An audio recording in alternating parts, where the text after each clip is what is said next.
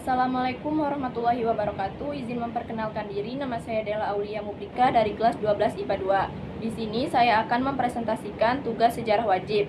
1. Peran Sultan Hamengkubuwono IX dalam mempertahankan keutuhan NKRI.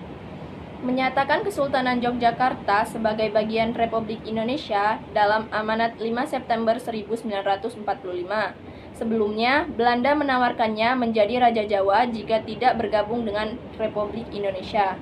Melalui serangan umum 1 Maret 1949 yang dirancangnya, beliau berhasil membuktikan bahwa RI masih ada dan harus dilanjutkan ke meja perundingan. 2. Peran Frans Kaisiepo dalam mempertahankan keutuhan NKRI. Mendirikan Partai Indonesia Merdeka di Biak, Papua pada 10 Mei 1946.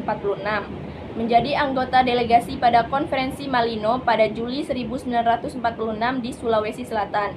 Beliau mengganti namanya di papan delegasinya dari Netherlands New Guinea menjadi Irian yang berarti menyatukan ikut RI anti-Netherlands. Menjadi anggota delegasi yang menentang pembentukan Negara Indonesia Timur atau NIT.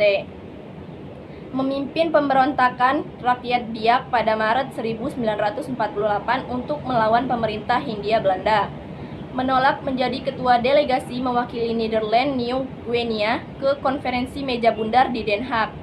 Mendirikan partai politik Irian yang menuntut penyatuan Netherlands New Guinea Papua ke dalam RI.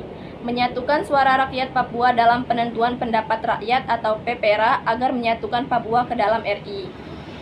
3. Peran Kiai Haji Hashim Asy'ari dalam mempertahankan keutuhan RI. Mengumandangkan resolusi jihad di pertemuan wakil-wakil cabang NU Jawa dan Madura di Surabaya pada 22 Oktober 1945. Resolusi jihad tersebut menegaskan bahwa hukum membela tanah air adalah wajib bagi setiap umat muslim di Indonesia. Tak hanya itu, dalam resolusi jihad juga ditegaskan bahwa muslimin yang berada dalam radius 94 km dari pusat pertempuran wajib ikut berperang melawan Belanda. 4. Peran Gatot Subroto dalam mempertahankan NKRI. Pada awal kemerdekaan, beliau menjadi tentara TKR untuk berjuang mempertahankan kemerdekaan. Saat pertemuan Ambarawa, beliau berhasil mengepung dan membuat tentara sekutu kesulitan menghadapi tentara Republik.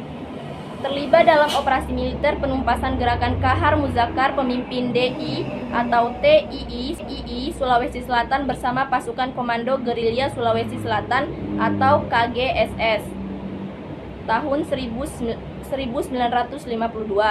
Dalam operasi militer ini, beliau diberikan tugas untuk menumpas pemberontakan Kahar Muzakkar karena beliau dinilai pandai dalam memegang strategi mengatasi masalah pemberontakan PRRI Permesta yang ada di Sumatera dan Sulawesi.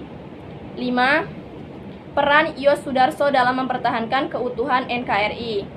Pada masa awal kemerdekaan, beliau bergabung dengan Badan Keamanan Rakyat Laut dan turut ambil bagian dalam berbagai operasi militer untuk mengatasi berbagai aksi perlawanan di daerah.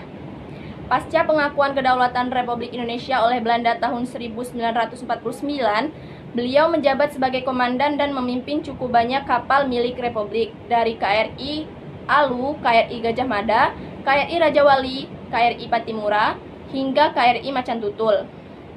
Puncak karirnya terjadi ketika beliau menjabat sebagai Deputi Operasi Kepala Staf TNI Angkatan Laut atau KSAL, yang merupakan orang nomor 2 di Angkatan Laut RI.